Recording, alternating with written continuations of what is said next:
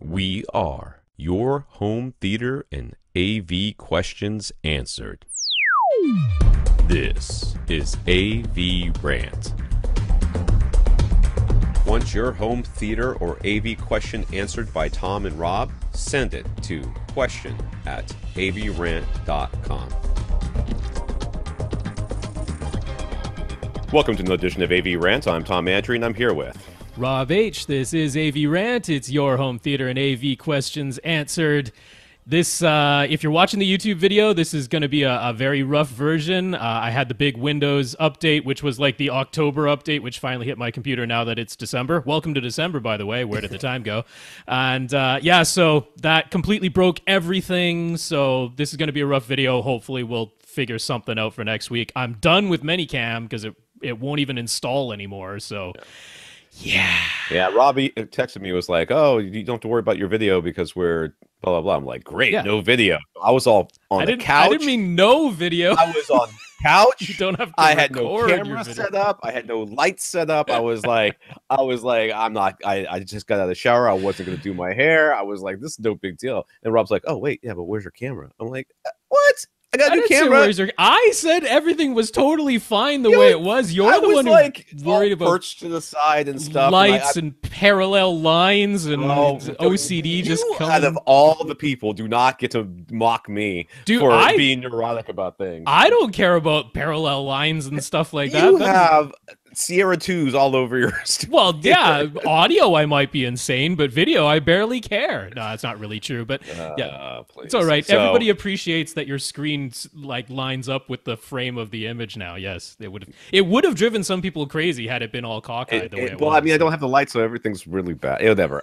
Don't watch the video. That's all I'm going to say. Pretty much, yeah. I'm going to try and put images up here, but I'm just using Google screen sharing, which is horrible, and puts a stupid little, do you want to stop screen sharing little thing at the bottom that you're going to see all the time when images are up? I'm like, what? Yes, eventually I want to stop, but how about you let me press whatever.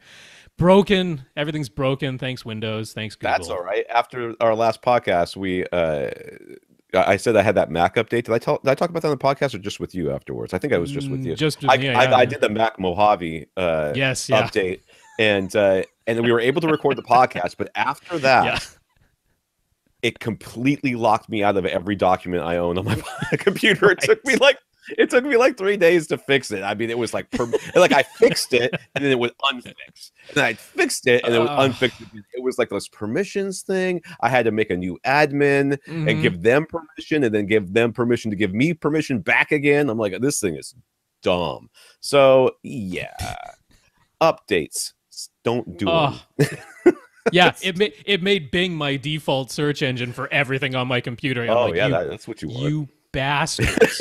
Microsoft, nobody, if we've chosen a different search provider, nobody wants Bing again. Bing. Well, if all you want to see are sponsored ads, Bing is your go-to server, your go-to web browser. Terrible. Man, I take what was that called? The one that Netscape Navigator. Oh man, Alta Vista. Bring back Alta Vista. Dogpile was my go-to for a long time before Netscape. Yeah, we're all going old school for those youngins out there. Like, what are they talking about? We're talking about before. I got to get ready to screen share. I almost forgot. All right, this is AVRant, the podcast that answers your home theater and AV questions. To get your questions answered, all you have to do is ask us by emailing us at question@avrant.com. You can go to www.avrant.com. Leave us a comment there. I tested it. It works. So I don't know what somebody was saying that it didn't work. Well, I think it's the signing up to then comment that wasn't working. So I don't know if that, I can't. I mean, we're administrators, so our comments go up there, but we can't tell. I guess we'll have to create a dummy account and whatever. Question@avrant.com. That's the email. Faster. In case what's going on is instilling tons of confidence that you want to send your questions to us. We are not answering any questions about how to make Minicam work. Because heck no. Apparently the answer is it don't. I'm so glad I paid money for that. Facebook.com/AVRant Podcast, YouTube.com/AVRant, where you should not watch this video because it's bad. Then if you want to contact us directly, Rob at avrant.com. His Twitter's at FirstReflect. I'm Tom at avrant.com. My Twitter is at avrant_Tom. We want to thank our listeners of the week. To become a listener of the week, I have to do support the podcast in some way. This week, we've got a couple of people who went to www.avrant.com and clicked on the Buy Us a Cup of Coffee link that took them to a PayPal donation site where they were able to donate to a podcast directly. Those monies go into our coffers to help pay for hosting fees and a new program to something do video with split screen and green screen or whatever. Anybody got a suggestion? Let us know. Anybody got maybe I'll have something that works where I can actually like put us side by side live. Who knows?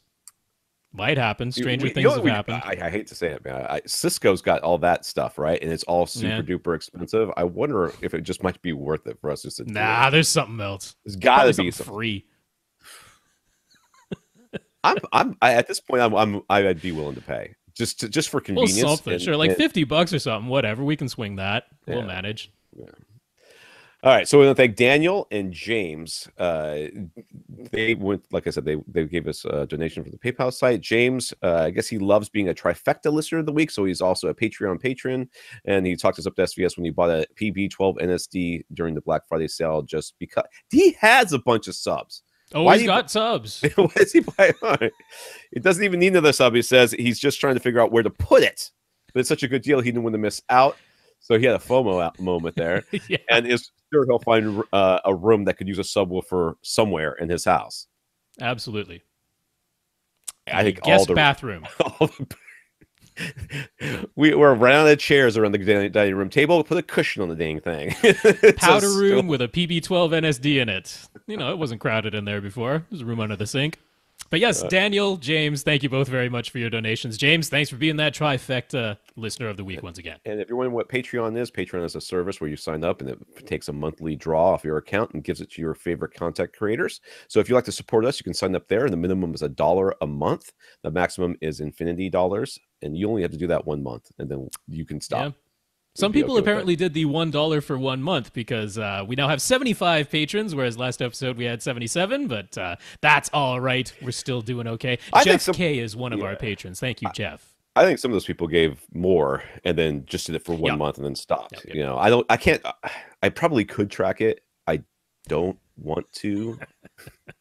Like, I can barely get to the question list as it is. Like, and there's like lots of patrons, people content creators like, oh, we have our Patreon stream. We'll have our special Q&A for patrons. Right. I'm not doing that. No. We answer all the questions. What more do you want from us than answering all the questions?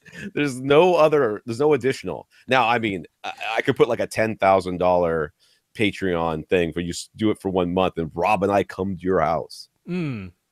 Feed us dinner. I'm not promising that. Scheduling and travel would be a challenge. That would be a nightmare. All right. We also want to thank Jonathan. I guess this stuff. Oh, yeah, somebody else heard about the RBH Bluetooth earphone sale on our podcast last week that I mentioned.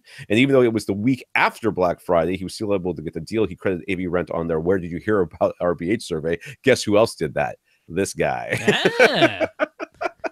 And he wonders, why is Cyber Monday even still a thing? It started because people used to have a much faster internet connections at work than they had at home, right? That's not the case anymore, so he just finds it curious. No, it's not curious. It's just any reason to make a little bit more money, get people to buy a little bit more. Well, I mean, once Cyber Monday started, and as I recall, that was the reason, right? It used to be people had the faster internet at work, so Cyber Monday became a thing. But it's like once they start like getting that money, like more than 1 year in a row, that's never going away. Wow. It's like Emotiva, and they're not sales. I mean, they keep saying they're not going to do sales anymore, and all of a sudden it's B stock. Well, they have the Cyber Monday, and what is their Giving Tuesday? Isn't that a thing? Oh, day after, whatever. Giving Tuesday. I have heard about that. Yes, I did. It's like 2 weeks before Thanksgiving, all the way until Christmas. Now is just sales. Like that's pretty much what it is, right? That RBH sale was insane, anyways. Yeah. So the fact that they did that is just nuts. They must have. Well, congrats, Jonathan. That almost sounds like another hey, might as well purchase kind of like James's. So. Right. All right. Good stuff though. Congrats, guys. In the news, we heard from Austen. His efforts on the SVS PB16 Ultra dual subwoofer setup video have resumed. So 2020. I mean. We did say hopefully before Christmas. We never said what year, or we probably did say what year. Hey, we gotta stop talking about promising things when other people promise things. If we promise something we didn't deliver, Man, oh man. But yes, apparently Austen is the customer service of AVRant because the way that got a response, Twitter. Didn't hear from him from email or text or phone or whatever for ages. And then I called him out on Twitter. He's like, oh, people still cared about the video. I'm like, yes, we've been waiting, dude. We've just been being patient. You said you were busy, and then you did like 30 podcasts in 1 month. And I'm like, well, clearly you're not that busy. So where's our video? Anyway, he's back on it. Yay, thank you. That's good. All right, the Netflix subscription prices went up in Canada. It's now $10 for basic with 1 screen at a time. 1 screen? That sucks. $14. $14 for HD with 2 screens at a time, and $17 for 4K with 4 screens at a time. Netflix says it's to fund more original TV series and secure more films. Apparently not Daredevil, which just got canceled. All Disney stuff is going. I knew it was going to happen, but that 3rd season, I just finished it this last week, was amazing. Was better than the 1st season by far.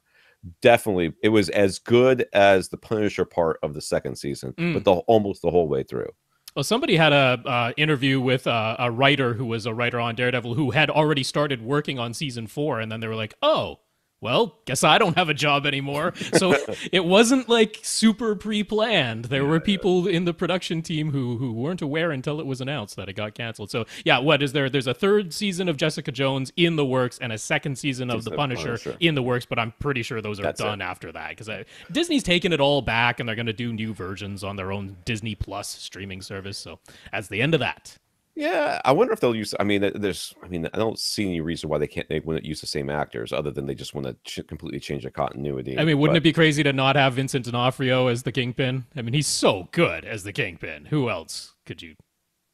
It'd be ridiculous. It would be very hard to replace him. He is very good. Yeah. He is very, very good. All right.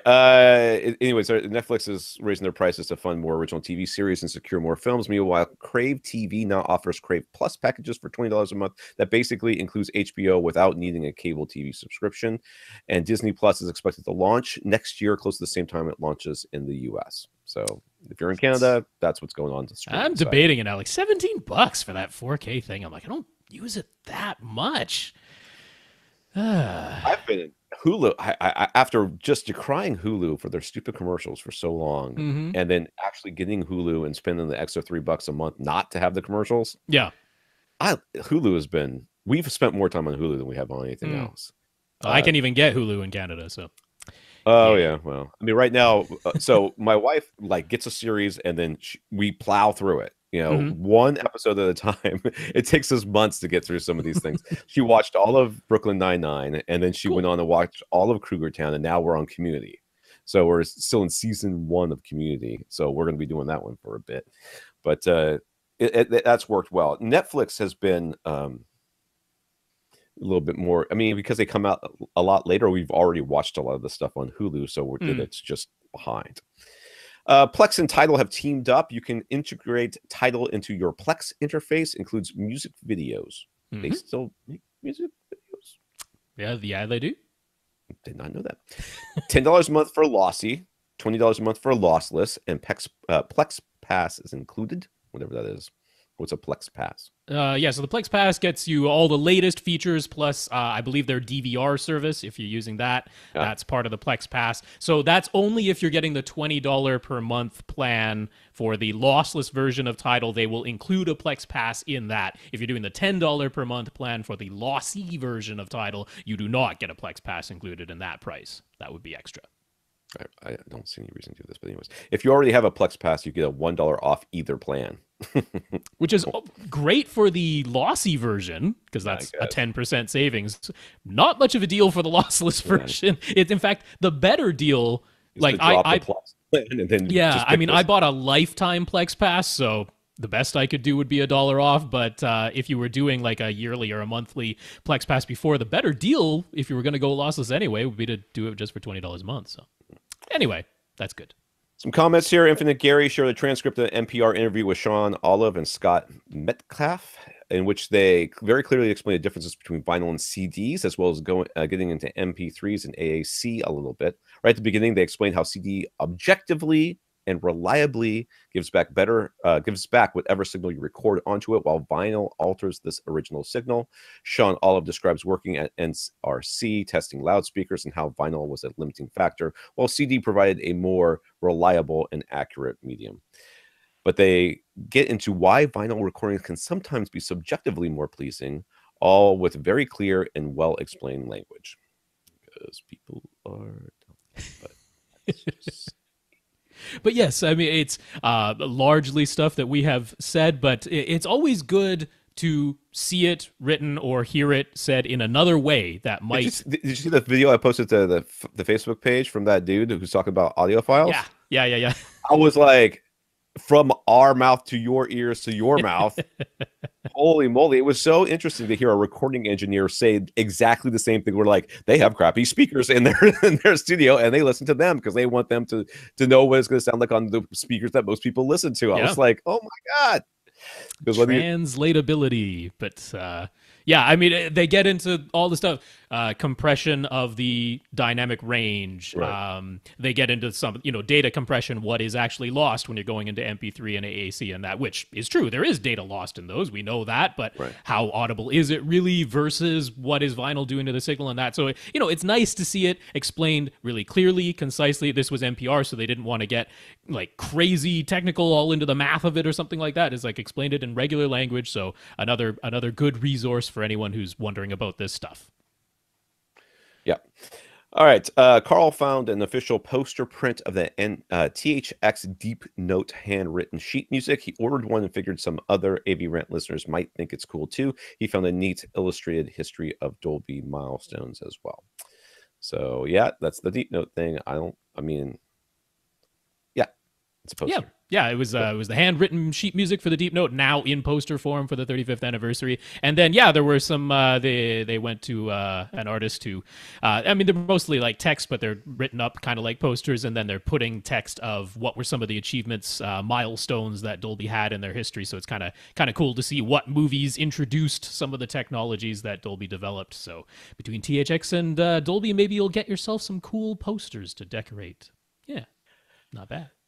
Jonathan, on the topic of alternatives to cable companies DVR, Jonathan wanted to mention the various streaming live TV services, almost all of which include a cloud DVR. There's Hulu with live, YouTube TV, PlayStation View, Sling TV, DirecTV Now, and others. Jonathan went for the YouTube TV for $40 a month. He's very happy with it. Of course, not all cable channels are available or included, but CNET is keeping an up-to-date list so you can compare and get the service that fits your need. This is a rabbit hole I kind of don't like sending people towards. I have a friend who, he was actually the one who got me into Hulu, who's the one who signed up. He signed his Hulu account over here, and it worked for a long time, then it stopped working. That's why I got it myself. But he is a huge college football fan.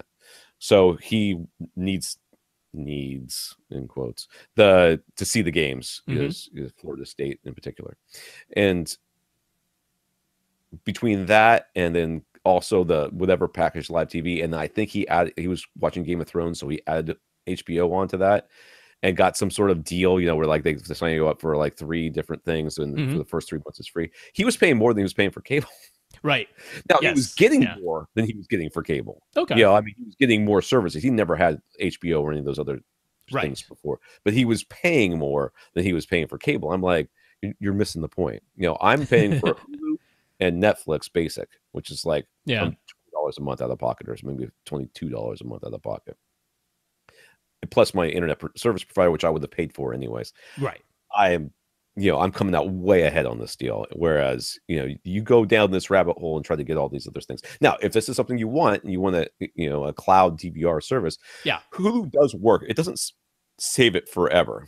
No, and nor does YouTube TV. That 9 months on YouTube TV is how long the DVR lasts. So so it's not quite the same as having a physical DVR that you can manage. It's sort of, because it's in the cloud, you're like, oh well, it's there, and then you look for it and it's not there.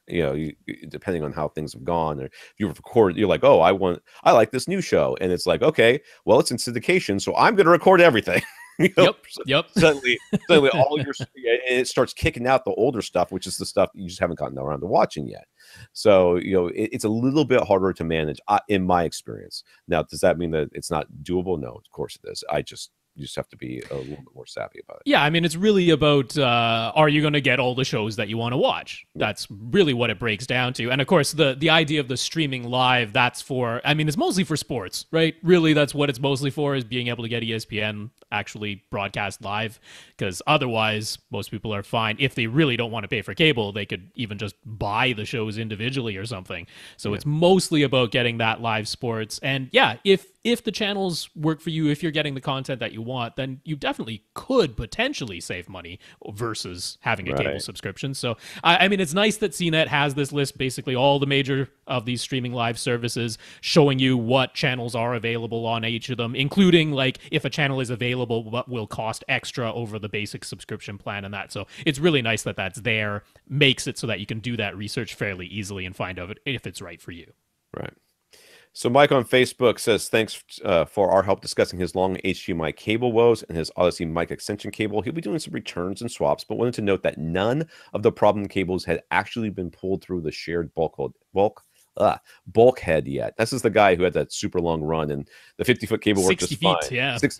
And then once he plugged, it worked fine, and then all of a sudden it didn't work fine. So yeah, once he actually strung it the entire distance from his equipment closet, which is 60 feet away from his actual theater, that's an odd thing to have happen.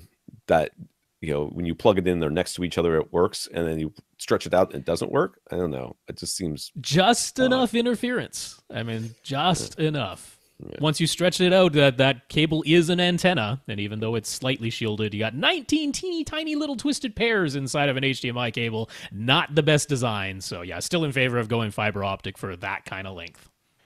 All right, let's get to the questions here. Miguel, is there a way to EQ the zone 2 output of a AV receiver, assigning the surround backs outputs to his Marantz SR8012 to zone 2? He could use basic treble and bass tone controls on the zone 2 speakers, but not full EQ or Audyssey. Is there some way to have full EQ? Well, yeah, if you're using it, I mean, if you're using the internal amps of the receiver, right, then no. Then no. But if you connect it to an external amp, then you can use the miniDSP. Yeah, that's pretty much it. You'd have to do the zone 2 pre-outs, and then, of course, you can then feed that into an external EQ of some kind, the miniDSP we like, because it's under $100 and easy to program, and you can tune it to your taste, and that is definitely a full EQ. There also is a Dirac version, just for 2-channel, so if you really want to do that, of course, it's much more money. It's $400 at that point, but that gets you full Dirac automatic equalization just for stereo. That's that version, but certainly could be done. So if you're like, you know, I don't want to do it manually, that is the alternative. It just costs a lot more money. And then, of course, whatever is in zone 2 now needs to have its own amplifier, either a separate stereo amplifier or self-powered speaker. So how much is the miniDSP? The regular miniDSP is $95. Okay. So if you think of $95 plus the amplifier, whatever that cost is. Yeah, because whatever speaker he's using right now, they're being currently powered by the Marantz, so those must be regular passive speakers. Right. So you would need a separate 2-channel amp, and of course, like the Dayton APA102 would be absolutely fine for, again, just shy of $100 for that. So you're looking at $200 or so. Now you could go to, and this is a little bit overkill, but you could go to Accessories for Less and get yourself an inexpensive AV receiver that has some level of Audyssey on it, and use that as well. So feed the zone 2 pre-outs just as a regular analog stereo input into an AV receiver, and then use Audyssey on that. Therefore, you've got your amps already built in. You know, it does the Audyssey for you. It's automatic. Yes, it's another, but you know, you might look at the slimline Marantz.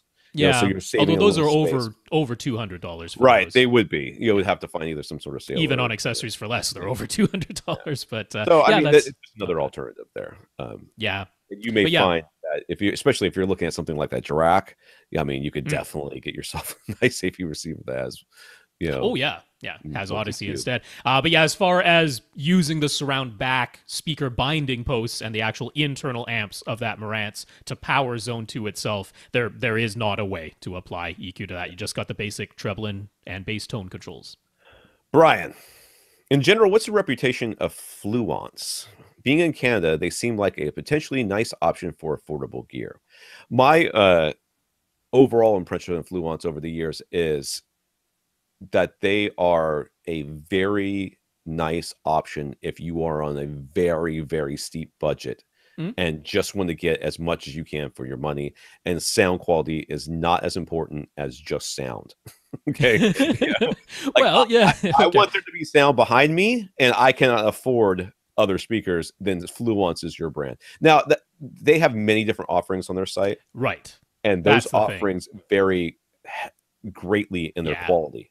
So you really have to read the reviews, and trusted reviews too, not just like, oh, we'll go on the website and read the reviews and it's like everybody loves it. Yeah, of course you do. You spent $25 on 5 speakers. Yeah, you're happy with your purchase, but objectively, how good are they? Yeah, so I mean, I've got when people say that they bought Fluance, I'm like, I know where you're coming from, and I'm okay with that. I'm okay with you coming from the position of, I'm a college kid, or just starting a family or whatever, and the budget's real tight, just bought a house, and I'd like to get some speakers in here, but I don't have the budget for the big subwoofers and all that stuff. So what can I do to start off with? Fluance is a very reasonable option. Yeah, in my opinion, like Fluance as a company, I give a very good reputation. They are reliable. They respond if you ask their customer service questions. Their shipping has always been fast and affordable, in fact, free within Canada. So, yeah, as far as a company goes and how they run their business, definitely a thumbs up as far as reputation there. On the products, this is an interesting company to me because we've talked on some previous episodes about, potentially getting all the same series from one brand, or barring that, sticking with one brand to try and get a generally pretty good timbre match between speakers, as most speaker companies, when they're designing their speakers, aim for a fairly, uniform frequency response across their different series. Not so the case with Fluance there. If you're looking at speakers from series to series, they can sound substantially different. Yeah, to me are more of the quality. Some of them are internet direct, quality, meaning that you're getting a lot of bang for your buck, but some of them are more van direct. Like white. I don't know if I'd go that low, but some of them are. Some of them, to me, I look and go, "Ooh, that doesn't look so good." But yeah, I mean, just do your research. There's a couple of ones that you'll see mentioned over and over again by people. Right. It's a little more of an individual product by product, as opposed to the whole spectrum of products from the brand as a whole. Like you go to Clips and you say you got this line, and then the other person says I got this other line. That there was a difference in those things, and that the difference is reflected in the price.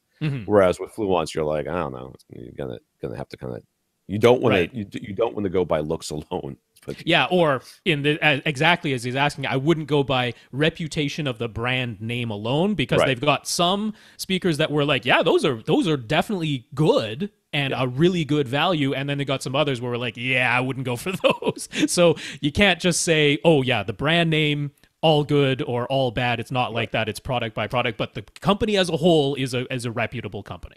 Yeah. He asked, what about their RT81 turntable in particular? Brian wants to add a turntable for under $500 Canadian. So he was considering that Fluance model, or perhaps ordering a project, whatever. I mean, they hyphenate it, so I guess it's project. Yeah. So it's PRO hyphen capital ject. Debut Carbon, which I guess is not. It's another turntable. Yeah. Not charcoal. Sounds like charcoal. What would we recommend as a quality but not crazy expensive turntable? Now, historically, we have mentioned the Audio-Technica stuff. Yes. So, and that's the one I would point. Anyone for a starter turntable. And they're well under 500. Aren't they like closer to 2? Or? Yeah, well, in the States, they're closer to 250 or 300. Right now in Canada, Amazon is selling my favorite one from Audio-Technica, which is their LP120, which actually has a USB output too. If you ever want to digitize your records, this is one unit that can do that. But they're selling it for $310 right now on sale. The regular MSRP in Canada is $500, but so either way, it's going to be under the $500 limit that he was going for. But yeah, that's a really nice starter turntable. There are a couple of things to be aware of between that one and the Fluance, the RT81. Isn't the Fluance like a magnetic coil? You have to have a preamp for that one. That one, oh gosh, I'll have to look that up. I'm not sure if it has a preamp built in. Interestingly, though, the Fluance actually uses the same cartridge and needle as what comes with the Audio-Technica LP120. It's an Audio-Technica cartridge and needle that Fluance is using, and really the designs aren't super dissimilar. They both use the S-shaped tone arm that gives you a little bit better tracking on most records. And the major difference is that the Audio-Technica LP120 is a direct drive platter, whereas the Fluance is a belt-driven platter. And so was wondering a little bit about those differences. Some audiophiles will say that a really good belt drive can potentially be a little bit quieter because you've essentially got some damping between the actual motorized part versus that belt is then attached to the platter and spinning it, so you get a little bit of damping there. But the downside is on the lower cost ranges when you go to belt drive is over time that belt can lose its exact tension, meaning that your speed could increase or decrease a little bit, or you might not have the most super smooth spinning, the most constant speed on a, not quite as expensive motor that's going into a belt-driven system. On the flip side, direct drive can have the problem of that doesn't always have the smoothest speed control either, but the Audio-Technica LP120 is lauded for having an extremely stable and accurate platter spinner with its direct drive motor. It's lauded for that. So I really like that unit myself, but in a way they're more similar than different. The actual thing that's touching the record and producing the sound is the same. So they're not that different. It's more whether you want belt drive or direct drive. And this does have a preamp built in. There's a moving magnet. I mean, I'll bet a lot of it is based on that Audio-Technica, to be honest. Yeah, I would guess as well too. They pretty much just swapped out a belt drive for a direct drive instead. So yeah, I mean, the Fluance one is like 325 Canadian dollars, so this is not a huge difference in price either way. Right. Yeah, I lean a little bit more towards the direct drive. Plus, the Audio-Technica has a few extra features that the Fluance doesn't have, including that USB output if you ever do want to digitize. So that's the way I lean, but I certainly wouldn't give a thumbs down if you went with the Fluance. It doesn't sound like it. I mean, if you looking at the pro reviews and looking at the even some of the buyers' reviews, it all seems like this is a pretty quality unit. Yeah, and you might just like the looks better because they look different. And that would be a perfectly valid reason to buy it. Rob makes some technical comparisons where the Audio-Technica seems to come out on top, but I think that in the end you would probably be happy with either purchase. So, take a look at both. You decide. Let us know what you do. Chris, comes from Twitter.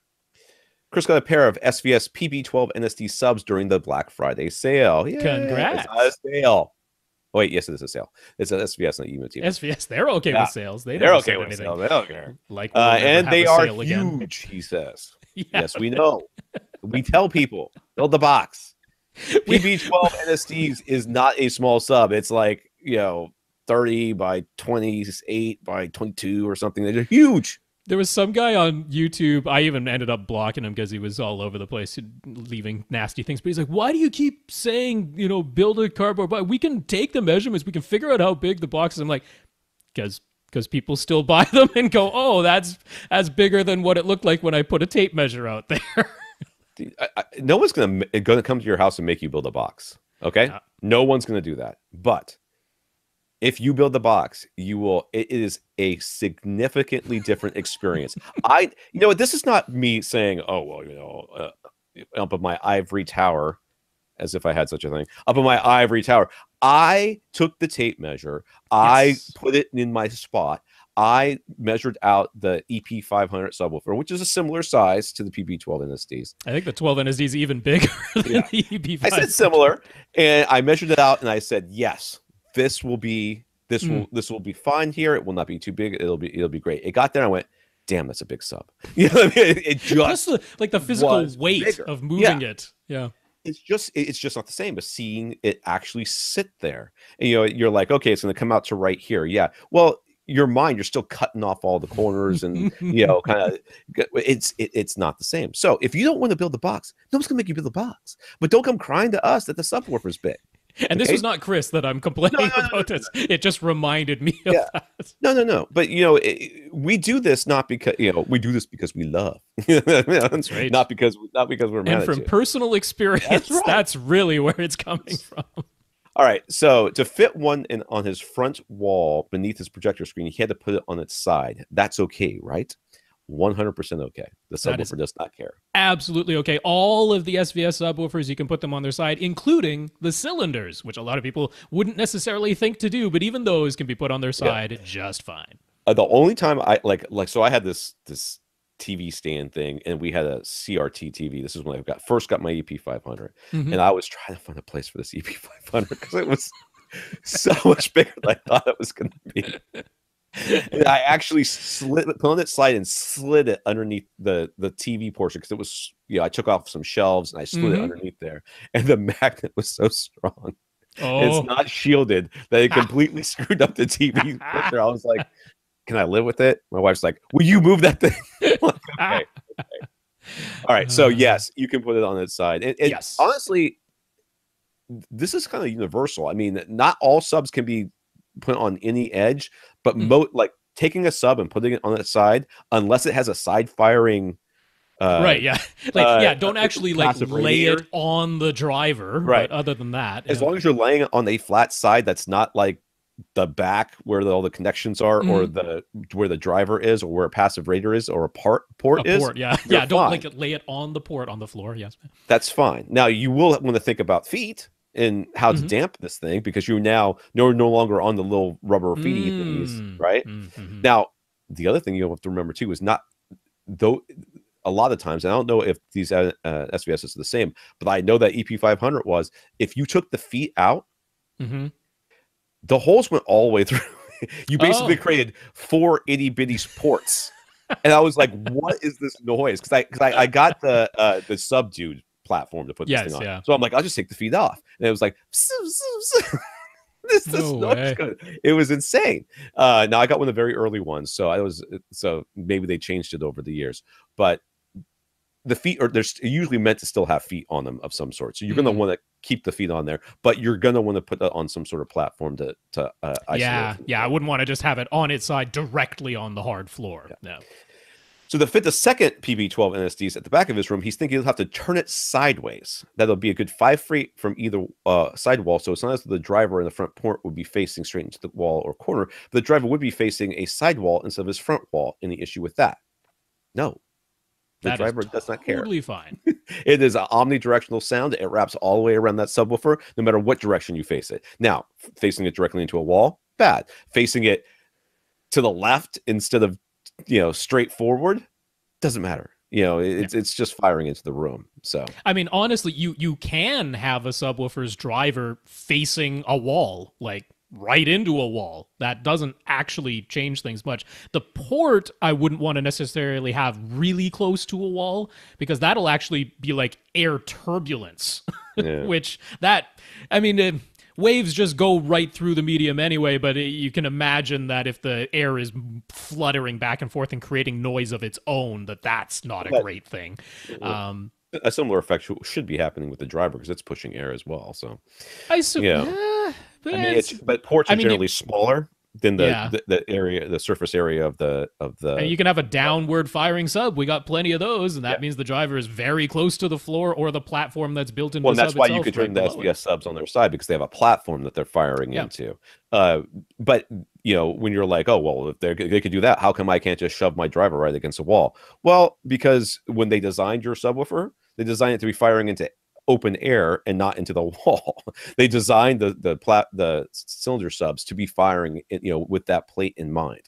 I mean, honestly, as long as it's got enough room that it's not going to physically touch the wall, the driver doesn't care much. I mean, we know 140 hertz is about 8 feet long. So an 8-foot long wavelength is just going to wrap right around any of the subwoofer's body. It doesn't really care about that. So yeah, I mean, the simple answer for Chris is absolutely nothing you described as a problem whatsoever. No. You've got lots of room around it. It really doesn't matter what direction the driver is facing. A little bit of concern that you don't want a port blasting its air right into a wall and creating actual noise and turbulence. But yeah, the driver don't care what way it's facing. So new subs meant rerunning Audyssey. For the first time in his experience, it flagged his surround right speaker as being out of phase. He didn't touch any wiring other than connecting his new subs. He ran Audyssey yet again, and it didn't give him any warning for the surround right speaker, but it did give a warning for his surround left speaker this time. He knows even Audyssey's own instructions say it's okay to ignore that warning and proceed if you know your speaker wiring is correct, but it's irking him. What gives? Yeah, I feel you. I don't know, man. It just does that sometimes. It just does that sometimes. You know, and it, to me, it's a consistency thing. Like every once in a while, and I think it's like the reverberations around the room and how it, you know, it just, something happens. It's something, yeah. And I don't know what it is. But if it's saying it constantly, like every time that you run it, then you've got a wiring problem. And even if you think your wiring is correct, just switch it anyways, just in case. Just to see. Just to see. But I mean, in his case, I think it is perfectly fine to ignore it. So too. Yeah, I mean, if he's run it a couple of times before and it's switching from one side to the other, it's not a super common problem. It doesn't have anything to do with the subs. I know that's what you're thinking. I added subs and now. Well, I mean, that's the only change he made, right? Yeah. Right, but I don't think it has anything to do with your subs. It's just coincidence. So yeah. Don't worry about and who knows? I mean, sometimes people have moved the furniture a little bit, added diffusion panels, something like that. Those things can have an effect.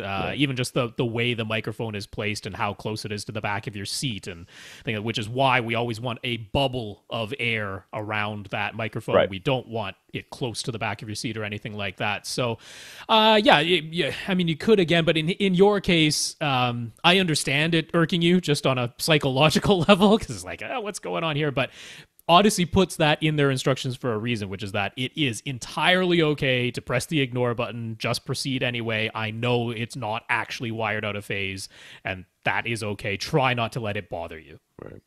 All right, Ken. Ken has a 75-inch Samsung Q9FN and a Panasonic UB820 Ultra HD Blu-ray player. The Q9FN can output well over 1,000 nits, about 1,700 according to measurements.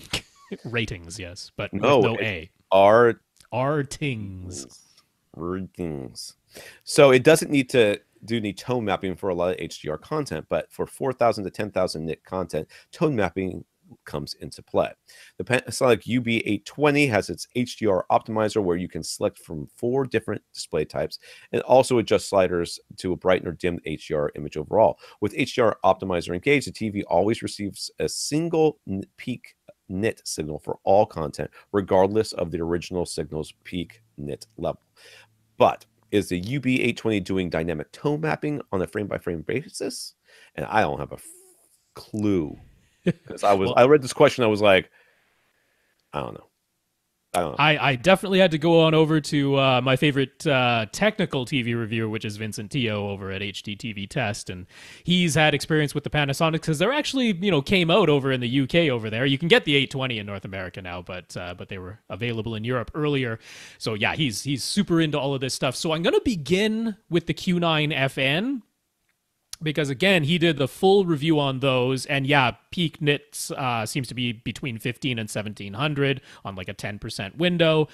So definitely, if you're feeding it content that is mastered, actually has the metadata in there that says the peak nit output is 1,000 nits or even right up to 1,500 nits, it shouldn't have to tone map at all. It should just be able to display the signal exactly as sent, give me this many nits, and it can all the way up to about 1,500. Above that, it would start to need tone mapping, but Vincent has found through his measurements that Samsung has decided that they are not going to tone map exactly according to the specified electro-optical transfer function. They're going to do their own thing because they're Samsung, and out of the box, the tone mapping brightens the image overall, which is, I guess, what they figure most people want, because a lot of people complain that HDR looks too dark. They're not expecting that, so they're not following the curve exactly. And he was like, with professional calibration going right into the, I think it's 20-point gamma controls, he was able to bring it pretty close in line, but the closest he could get it actually made the darkest part of the images a little bit too dark. So he was never able to get it bang on. It was always either a teeny bit too dark in the darkest parts of the image or too bright overall. That was the Q9FN itself doing its own regular tone mapping on content. So the idea of feeding it a signal that it doesn't have to alter at all is sort of enticing. And so when he was going into the UB820, and actually the most detailed information that he gave was on the flagship UB9000, which I don't believe is available in North America, but the UB9000, the UB820, and the UB420 from Panasonic all use the same video processor.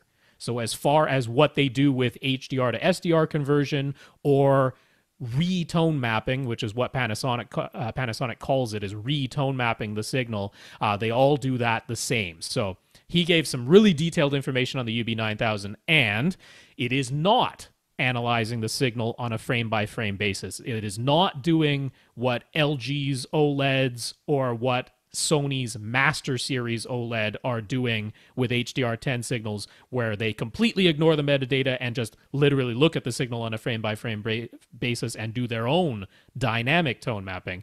Not doing that.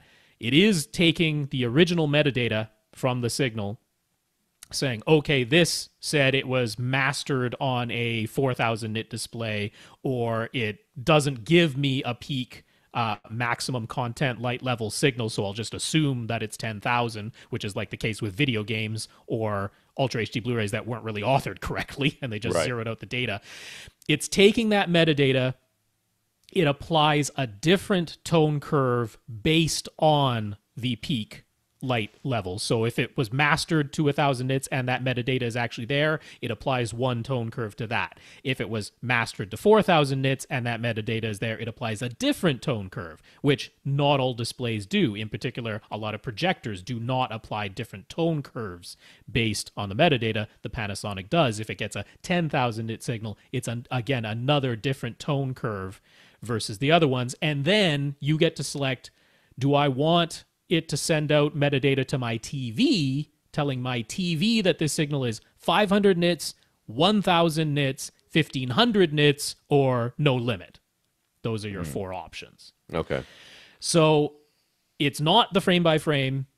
It is doing its own tone mapping based on the metadata in the disk signal. It does do a different tone curve based on the metadata, but we do know that some disks, the metadata is wrong or the metadata has just been zeroed out, in which case it is technically reserving some headroom at the top of its signal that it doesn't really need to. Like there isn't actually any content that's 10,000 nits bright, but the metadata was zeroed out, so it reserves a little bit of headroom to try and retain that detail when it doesn't necessarily have to. So yeah, I can't say there's a perfect solution here, but since 1500 nits is one of the options, and since we know the Samsung can do 1500 nits without tone mapping at all, and we know the Samsung Q9FN doesn't tone map exactly as we would want it to when it's, you know, above 1500 nits, this combination would still be really nice. Now, no matter what, the Samsung thinks it's getting a 1500 nit peak signal from the Panasonic, and you're relying on the Panasonic to do the tone mapping, which you can manually adjust if you think it looks too dark or bright. So it gives you more control than the Samsung does. So with a bright TV like a Q9FN, does it make sense to use Panasonic's HDR Optimizer, or will the TV's own HDR tone mapping do just as good a job? I think you answered that. I pretty much just answered that one already. I do think it still makes sense. And you can use, I think they call it a super bright LCD display, which is the 1500 nit setting. That's the name that they gave it in Panasonic's menu. But don't be afraid to adjust those sliders. It gives you a slider for the high end, the highlights, and a slider for the low end for the shadow detail. And you can adjust that. I mean, I'm loath to kind of say this, but you actually would do it on a disc-by-disc basis. Jeez. Because of the fact that the metadata isn't always correct on the discs. And by default, the Panasonic can only go off of the original metadata on the disc. And if that's incorrect, then manually adjusting those sliders might give you back some more detail. One interesting thing that Vincent pointed out was that even though, like, say, on an LG OLED, it can do its own dynamic tone mapping on an actual frame-by-frame basis, one thing where the Panasonic can still be an advantage, because it has an OLED setting that's specifically for OLEDs, one advantage that the Panasonic can give you is that it will retain the full saturation of really bright colors whereas the LG itself might start to wash out the really bright colors a little bit because it's actually activating its white subpixel to give you more light output, but that dilutes the color a little bit. And he found that using the Panasonic, you can retain all of the highlight detail and more saturated colors by using that OLED preset. So even on an LG OLED, the Panasonic can still sometimes, in rare instances, but of course we're being super critical here, still look even a little bit better, even than the dynamic tone mapping. So he's a big fan of it. I definitely trust Vincent on things like that. So it sounds like a good thing to still use. Bill has 3 in-wall Sonance LCR speakers, a pair of Sonance in-wall subs, and 1 pair of AIM Cinema 8-inch in-ceiling speakers in the ceiling behind him as his surrounds. All of those were already installed when he bought the house. And on our advice, he's powering the setup with a Denon X3300W receiver. Now he's thinking he'd like to try Atmos, since the X3300 could do 5.2.2. But what do we think would be the best way to utilize what he already has? And where do we think he should add the new pair of speakers? He could keep everything where it is and just add another pair of in-ceiling speakers directly overhead or slightly in front of him, or he could add a pair of in-wall speakers to the back wall behind him. He could also potentially move the existing pair of in-ceiling speakers forward. Sidewalls aren't really an option for any speakers, so what we'd recommend. So he's got overhead, probably slightly behind him, in-ceiling speakers that are surrounds. And he wants to try Atmos. Can't do side speakers. Can't do speakers on the sidewalls. Won't do speakers on the stands. So that's not doable. So it's the back wall, which means your surrounds are now on the back wall, which isn't really correct, but it would be more correct height-wise, but not azimuth-wise. Yeah. Or he's willing to put another pair of speakers in the ceiling so he could keep exactly what he has and then just install top fronts or top middles or something. That would be a new pair of in-ceiling speakers that are now directly overhead or slightly in front of him. What do you think is best? I don't like any of these options. With you. This is very I want hard. Speakers on stands beside you. Yeah, really. Okay, so if you're the only thing that makes sense to me, if you're going to go Atmos, is you've got to get a pair of speakers that are closer to ear level, so that your overhead speakers now become top middles, or you can move them forward, or even top rears. Yeah. Top rears. I don't know why you would do that, but you could. So to me, it makes the most sense to put 2 speakers behind you as surrounds. Okay. On a little high up on the wall, but behind you. And as far out probably as you probably can, trying to get that as far to the sides as that's right, as you can, to get those angles the best. But before I would do that, I would borrow, beg, or steal a pair of speakers and set them up in that configuration and see what it sounds like to you. It's with the information we have here, it's very hard to know if this is even going to be viable.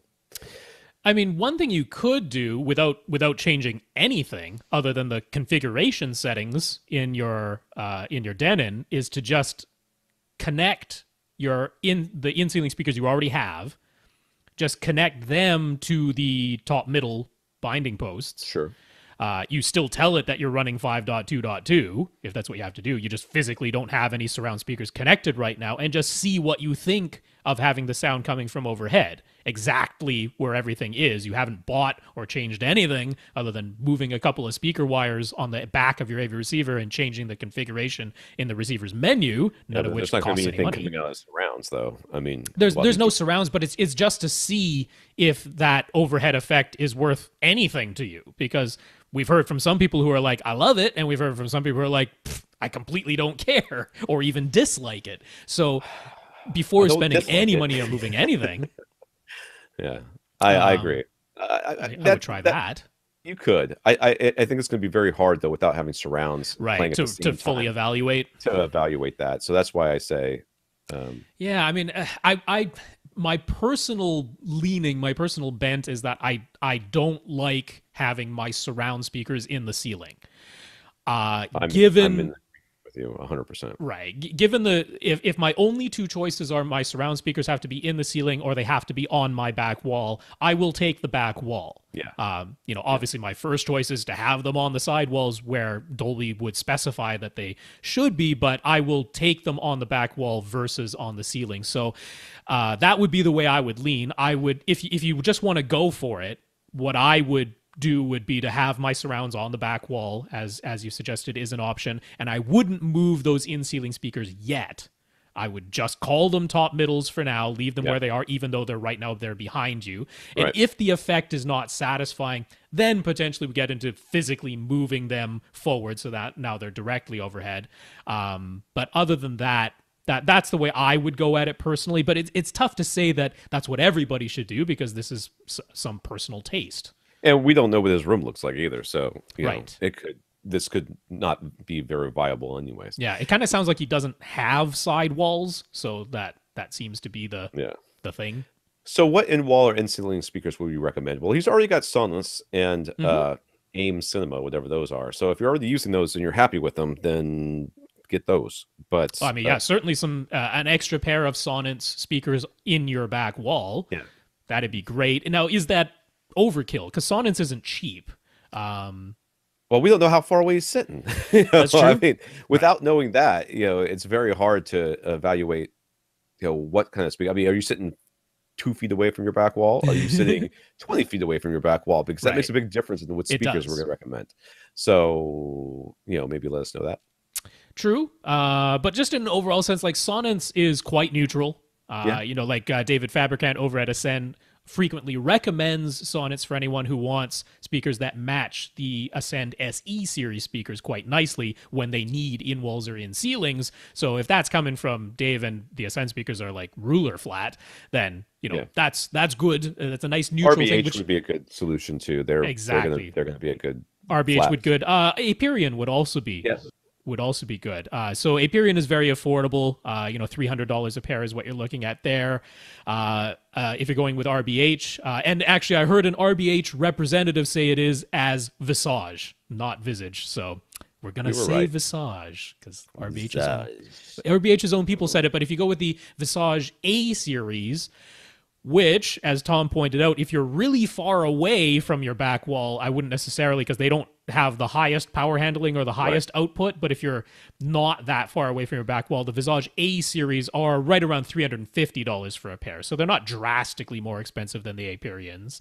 But yeah, those would be great options that should match really well. Like, for example, if he just doesn't have a Sonos dealer that's, close to him and easy to get to or something.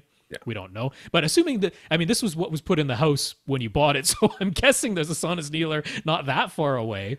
I bet you know him by name. Yeah, so. But sometimes their speakers are like $800 a pair or something. And it might just you don't need to spend that. For surrounds that are in your back wall, probably don't want to pay that much. $300 is much more reasonable. And I'd have no qualms putting the Aperions in there. Yeah. Jim has an Oppo 203 Ultra HD Blu-ray player, an Apple TV 4K, an Epson 5040 UP projector, and a Denon X4100W, which is just old enough that it does not have the full 18 gigabits per second HDMI 2.0 ports or HDCP 2.2. That being the case, he has this Oppo 203 sending video directly to the Epson projector while using the audio-only HDMI output on the Oppo to connect to the Denon. And for physical discs, that works perfectly. So when connecting his Apple TV 4K, he figured he could use the Oppo's HDMI input to split the audio from the video for him. And that does seem to work when he's just in the Apple TV's 4K menus. But as soon as he starts playing a 4K movie, there's picture, but no sound. Yeah. Any thoughts on how to fix this, or does he have to tell his wife that he needs a new receiver? It's a very odd and very specific. Now, I'm assuming that it's just content. It's not once he gets out of the menus. It's not like only in 4K does this happen. It is right. Yeah, 1080p or the stream dips down to 480i or something. Right. I assume that's what it is, and it does sound like that it's just not going to work. I don't think. I one workaround that. Well, okay, so I got a few things to say, but one workaround would be, I believe, if you were to set the Apple TV 4K to only ever output PCM, I'll bet you that works. Okay. Because the menus are definitely PCM audio. And if that's the case, though, he's going to lose Atmos. He's going to lose. He's going to. That's the problem. That's probably one of the reasons you got an Apple TV 4K is that you want Atmos because they actually have a lot of Atmos content on iTunes. Yeah. But he's going to lose surround. I mean, any sort of. Well, no, but not PCM. Yeah, it'll do full decoding. It'll give you 7.1 PCM, but it won't give you Atmos. But I'll bet that's what the issue is because I'm thinking. What's probably happening is when the Apple TV 4K is switching between different audio bit streams, that often does involve a new HDMI handshake, and it's probably only handshaking with the display, and it's not figuring out that like through the OPPO, the video and the audio are being divided. It's doing the one handshake with the OPPO, and unfortunately the audio is getting lost in there. And there probably isn't a way to really get that working. The Apple TV 4K doesn't have a setting like the Xbox One has where you tell it to output Atmos and everything comes out in Atmos, which, I mean, that's not really desirable either, is it? But I'm pretty sure that's the cause of this, is that the switching of the audio formats, requesting a new HDMI handshake, that just isn't making it all the way through the signal chain with this split between audio and video. And therefore, if you just tell the Apple TV 4K to do all the decoding itself and output multi-channel PCM, I'll bet that'll work, but clearly not for Atmos. So the whole question of, do you need a new AV receiver? Well, there's another reason why you could convince yourself and then maybe your wife that you do, is that the X4100W also does not decode DTS-X. So it only decodes Atmos, but not DTS-X. So is that enough reason to be like, hey, it doesn't decode one of the immersive audio formats, and it doesn't pass through HDCP 2.2. So even though it was a very expensive receiver, I'm going to upgrade it. I don't know. It also tops out at 9 speakers. I mean, it can power 7 and add 2 more to top out at 9, and now you could top out at 11. So I don't know. Maybe those are reasons, but yeah, that's my only thoughts on that one. I don't know if that's any help. It's not the best. All right, Bastian, which just reminds me of Never Ending Story, but Bastian's TV, he's from Germany, by the way. TV area is part of a 23-foot by 26-foot great room with the kitchen and dining area over to the left and the hallway behind. There's furniture and plants and some decoration, but otherwise the room is quite bare and reflective, with hardwood floors, large windows in the front wall, and a flat ceiling. No plans to make large changes to the room, like carpeting the whole floor or anything like that. Uses a pair of Kef LS50 wireless speakers for music and movies. He really likes them, and they can play loud enough in his open space as long as he is sitting on the couch, which is always really worried about as far as where this setup sounds best. But he would like some improved bass extension. So he only has the 2 self-powered. Those are self-powered speakers, aren't they? They are, yeah. Those, and his are actually the wireless version, he said, in the quite nice speakers and very nice speakers. Very nice speakers. So these are quality speakers, and this is if you're on YouTube, get off. Just for this episode. It's real bad. Okay. Yeah. But it's an open concept room. There's white walls everywhere. There's hardwood floors. There's no real anything. It's got a couple of rugs here or there, but those aren't really doing anything acoustically. The concentric driver, kind of reduces the room interaction somewhat, but at least where you're sitting, it's going to sound a little bit better than maybe some other types of speakers might. So yes, this is if you had asked me if Kef would be a good speaker for this room, I would have said yes beforehand, but you did not, so here we are.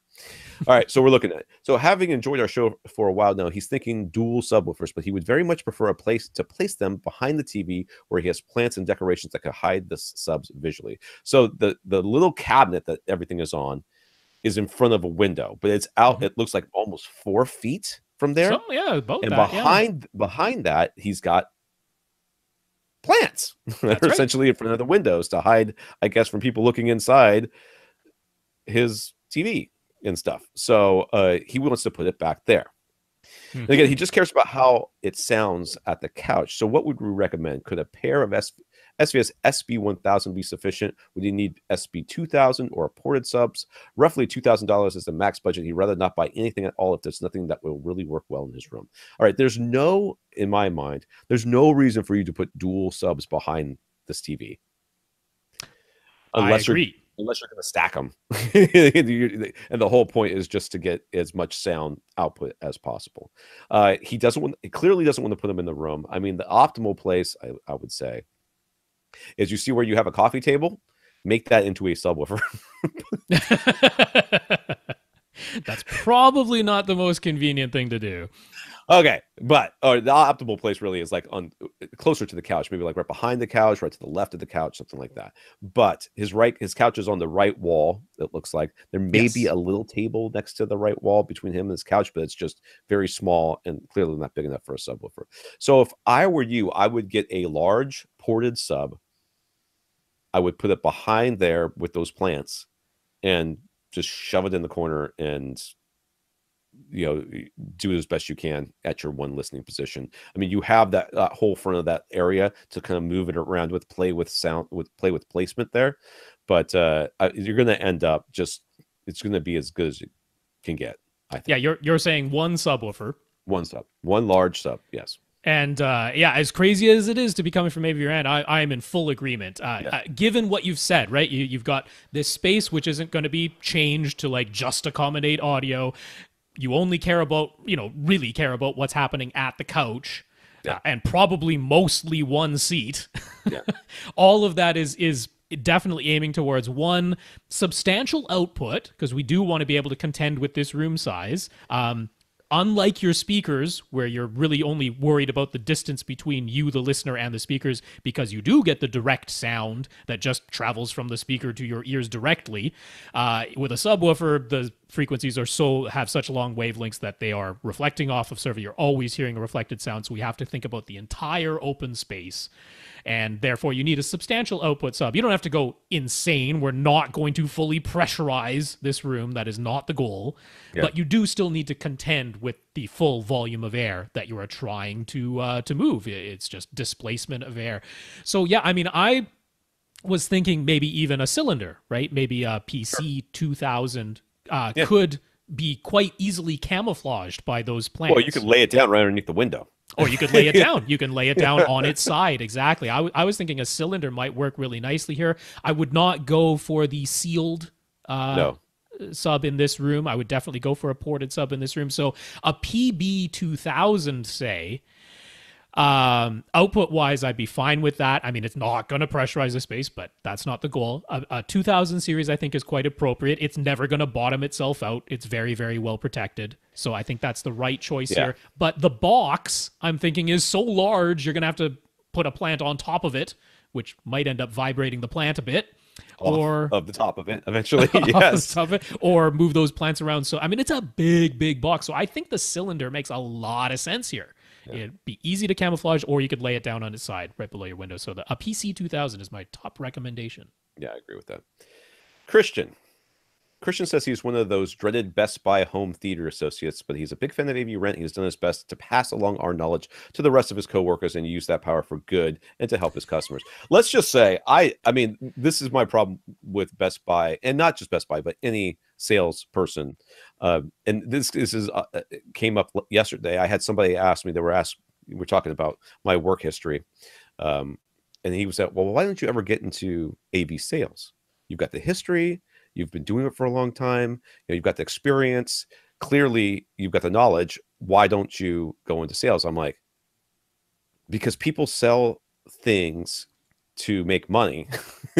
So they recommend things that make them money. Whereas I want to recommend things that sound good and are cheap. Don't want to be limited by available stock. Right. I don't brands we represent. Yeah. I don't want to be like, well, I'm a clip dealer, therefore every problem has a clip solution. I want to be able to say whatever I want to say. So the problem with most Best Buy employees is not what Christian's saying here, which is that that they're dreaded, that we dread them. No, they are being trained by by management, and oftentimes by representatives of the companies that are being represented there, and given talking points, and they follow instructions. That's a good employee. That's what they should do. Okay. But a lot of the stuff that comes out of their mouth is straight up nonsense, and it's not their fault, but it is. It's factually incorrect. It's misleading, or it's marketing speak. or it's marketing speak. A lot of times it's scare tactics to get you to buy the more expensive monster brand. I mean, that happened to me in Radio Shack. Some guy was like, I don't remember what he said, but it was something along the lines of, well, you can get this other stuff, but if you want the stuff that really works, you got to get Monster. I looked at him like, it's a component video cable. What do you think that this one can do that that one can't do? Well, you know, this one's just better quality. Okay. Yeah.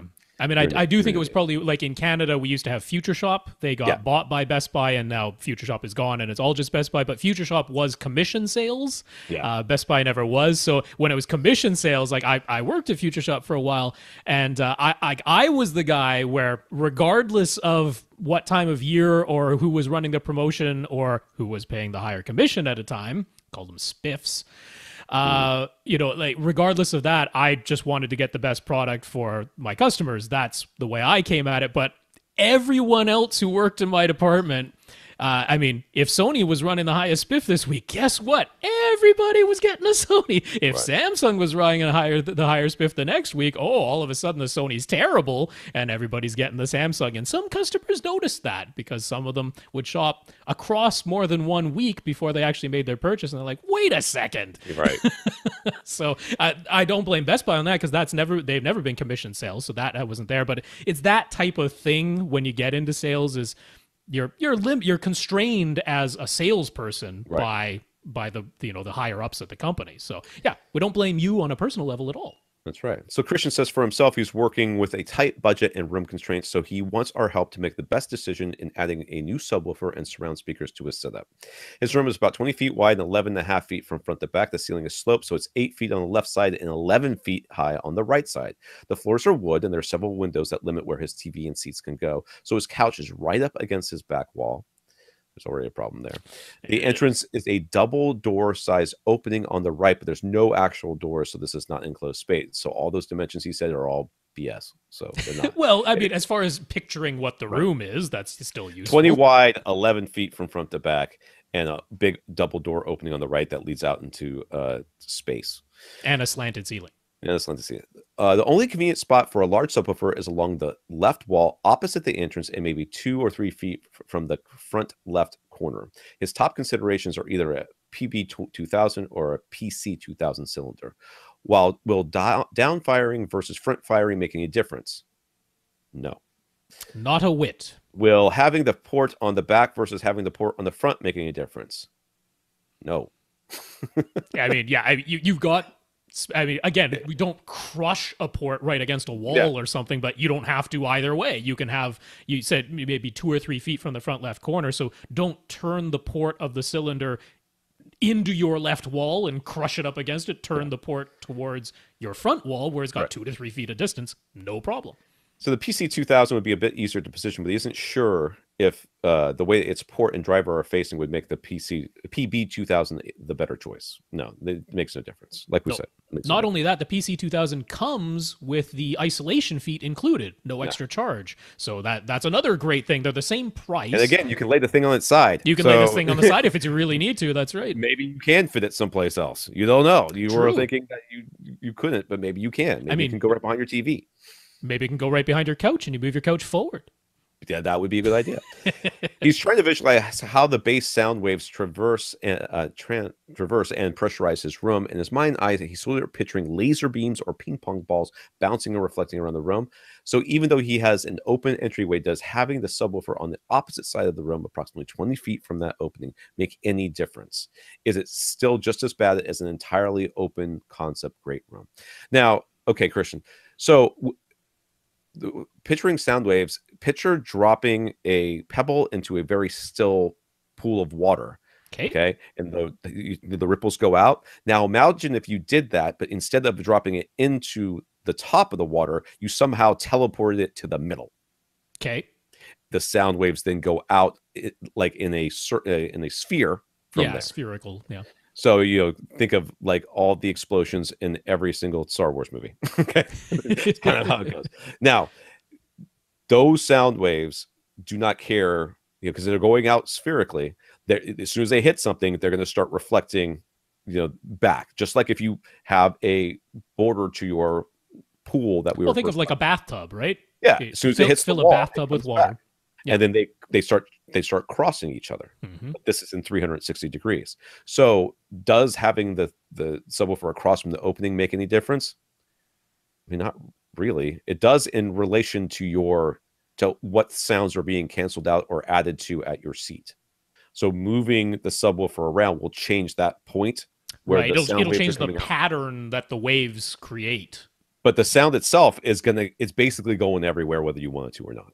It's just there's no part of that, of the air, of the, in this case, we're talking about the metaphor of a liquid. There's no part of that liquid that will remain undisturbed if you move the sub to someplace else.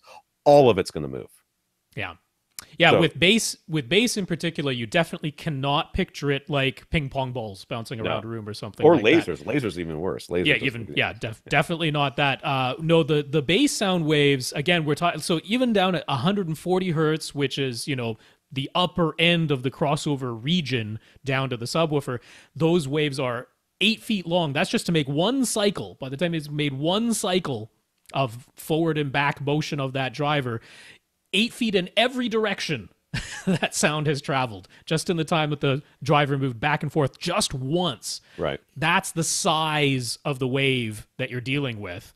And then that is propagating outward, reflecting off of walls, ceiling, floors, coming back on itself and creating it isn't the exact right example, but in a bathtub, just looking at the surface of the water, you drop something in there, you see those ripples go out, reflect off the edges of your bathtub and come back, and you see this pattern that forms. And now if you were to cut a hole in the side of your bathtub, those waves are propagating out of that hole just like they're going to propagate out of your open doorway, and the wave pattern completely changes, but it definitely doesn't look like ping pong balls bouncing around that bathtub at all. It's this wave pattern that gets formed by these very long bass waves. So SPL is sound pressure level. It's exactly like water pressure. It's exactly like air pressure. That's what it is that we're dealing with. And you have essentially opened up a big valve in your room by having this open doorway. The pressure has decreased versus if you did have doors. Right. So we are dealing with the entire open space as far as the bass sound waves are concerned. They're just traveling wherever they're able to travel, which includes right out your doorway. And then they'll reflect off of whatever is on the other side of that doorway. We don't know. Yeah. So even though full personalization might not be possible, could he still get some tactile bass sensation with a 2000 series sub in this setup? I mean, you could. Well, I mean, for like that kick drum and that, you can definitely still get some thump. Are you going to get that sub 20 hertz kick in the chest? So it's not even a kick. Like I always, the sub 20 hertz stuff to me is like tingles. Yeah. It's like feeling like your lungs are moving without you moving them. It's like it doesn't feel like a kick so much. Like that, the kick is like that 50 to 80 hertz. It's that fundamental of the kick drum is in that 50 to 80 hertz region, and that you could still get. And that's a lot of the fun hertz, stuff. Yeah. Right? So you'll feel something. Yeah. It's not going to be quite the same as when you pressurize the entire space. The air being moved in and out of your lungs without you moving your lungs. You will be very happy with what you have. I think so. Yeah, I mean, especially compared to just a pair of tower speakers and no subwoofer at all. Huge difference going with a 2000 series. So I think that's a fine choice. Again, we like the SVSs because they never break and they never bottom out. That's a nice feature of them. So even if it doesn't get quite as loud as you can turn it right up as loud as it will go without fear of damaging that sub. So with pretty much all of his money going towards his sub, he's eyeing a pair of JBL N24 Mark II satellite speakers to use as surround, since he already has, I guess he said HLS 610 towers, but the 610s are bookshelf, so he must mean the HLS 620 towers up front. I believe so, because he was quite certain that they were towers. So those are the 620s from JBL are the towers, and he's eyeing these pair of N24 Mark II little satellite JBL speakers. So he's trying to picture where he can place the surround so they're roughly equidistant from his main seat and still have a clear line of sight to all of his seats. He figures he pretty much has to put them in the two rear corners of his room right up against the ceiling. Dude, how tall is your couch? I know we say line of sight, like a laser beam and stuff like that, but let's dude. Maybe he has a way more seating, but maybe just only worry about that couch in this case. 2 feet up in the air is fine. 2 feet above your head is enough. Oh, yeah. Is enough. You do not usually a foot and a half will do it. Yeah. So yes, you're going way too high. Oh yeah, especially on the 11-foot side. Yeah. No, they're way too high. Window placement is part of the problem, and again, slope ceiling, so the left would be 8 feet, the right would 11. With this placement plus a small size, and even make this worthwhile. No, you got to put them lower than that. I mean, just put them on stands. Heck, man, at this point, I know this is going to sound. I mean, it sounds like this is a college setup, and and I don't mean that in a derogatory way, but like your first entry level setup. Don't overthink this, man. Just first of all, move your couch away from that wall. I don't care about windows. I don't want to hear anything else about windows. Even a foot, if you can get it away from that back wall. Get them above, just high enough to be above the back of the couch, and then basically facing each other, or maybe just toed into the room just a tiny bit. And that's good enough. Start with that. You're going to be happy. Okay. Don't worry about whether or not it has laser beam line of sight of everybody's earball. Don't worry about that. Okay. Because you put them 11 feet in the air. Why on God green earth would they do that? But a foot and a half higher than the back of the couch or higher than your head is fine. Yeah, I mean, he was worried about aesthetics a bit, and he was thinking these have to be wall mounted. But I mean, if there's any way to just put these on stands on either side of your couch, behind your couch and facing each other. It's behind the couch. I mean, nobody's going to see anything back there. I mean, and getting yourself off this back wall is going to make all the difference. That looks very normal, a pair of speakers, a pair of small speakers just on stick stands that are on either side of your couch. That's not a visual eyesore. Yeah. I mean, even if they're in front of a window, I mean, who cares? They're seeing the back of your couch apparently anyway if they're looking through the window, right? So, but I mean, the N24s, are those the right choice? I mean, obviously he's thinking I have JBL speakers, I should get JBL surrounds, but these are significantly different designs. How much are they? Oh, they're like $50 for the N24s. Each? Or no, for the pair. Okay. So that's the issue. Is like at that same price point, what else are you going to get? I was thinking you could go over to Monoprice. They've got their Monoprice Premium Satellites, which are essentially the Energy Take Classics. I mean, I honestly, love. First of all, when you're in this kind of system, making sure the same brand name is on everything, right, is ridiculous. It's just something that it's not important. Plus.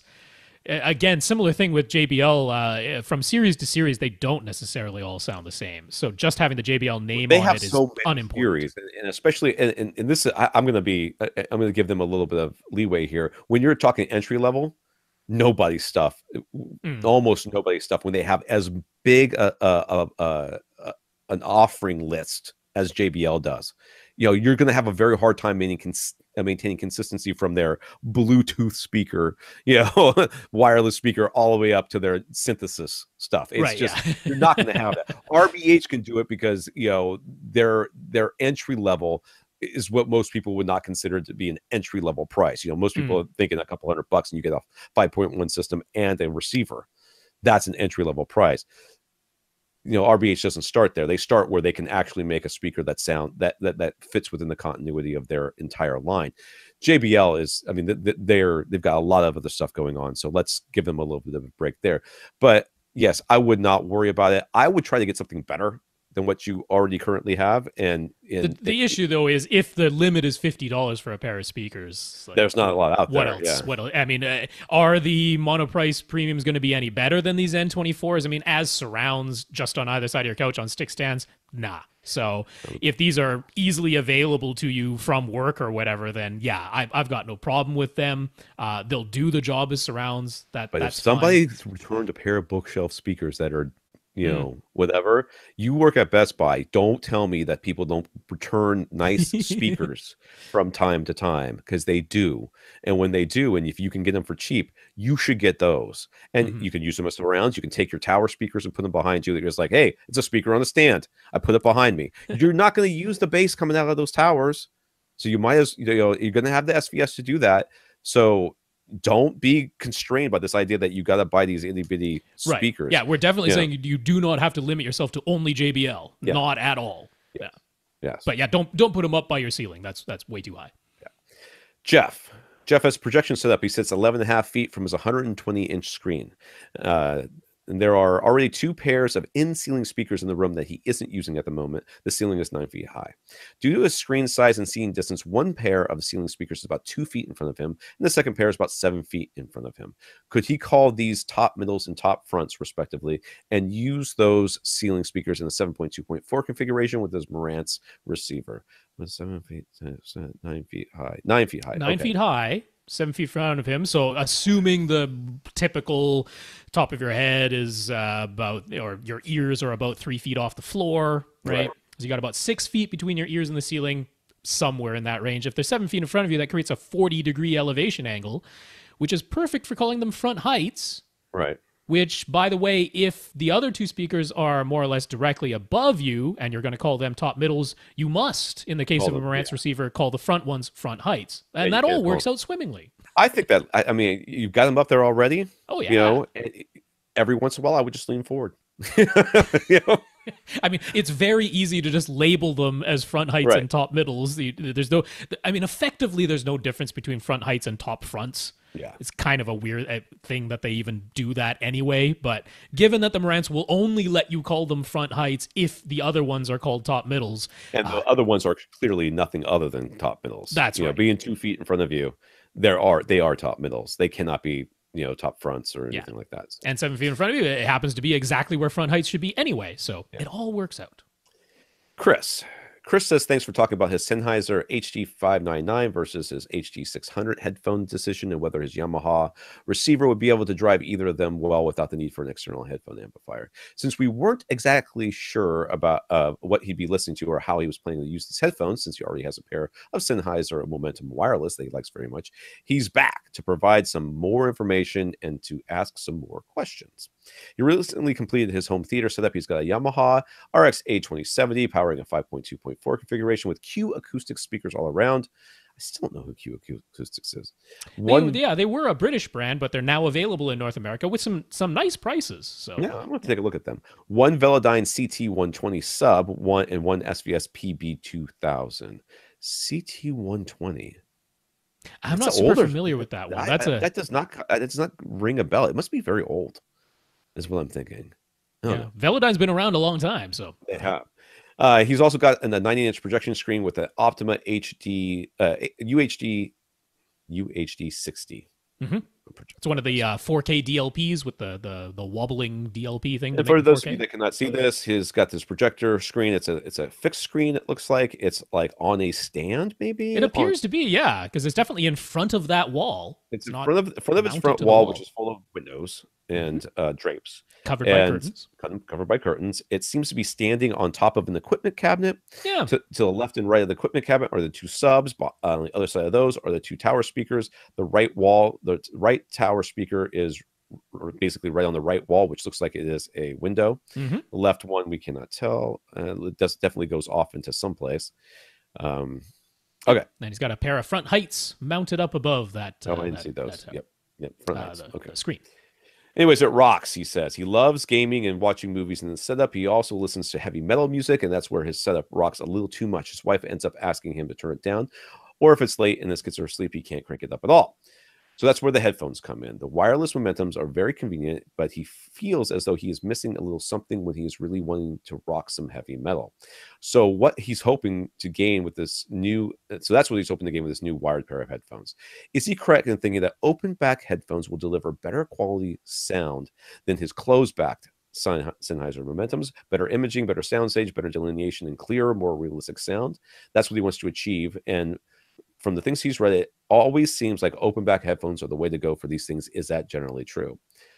I don't really think that there's any objective reason why closed back versus open back is inherently worse or better than the other one. Well, I mean, closed back in a headphone creates definite challenges, right?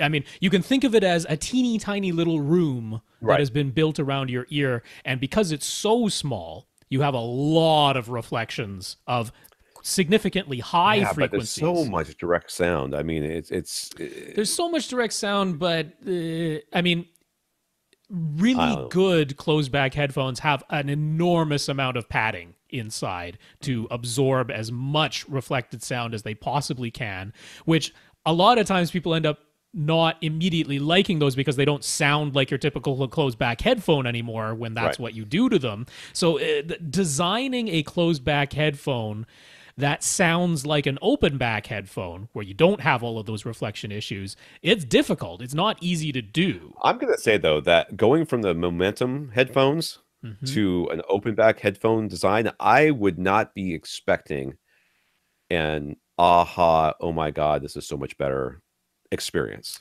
It does tend to sound different. In a general sense, it does tend to sound... I mean, like the Momentums, when I got them, I thought they sounded really quite good, and that was in comparison to the Oppo PM2s, which are open back and planar magnetic on top of it. So really good. I wish they were still around. I wish they are too, but I thought the Momentums were also quite good. Now,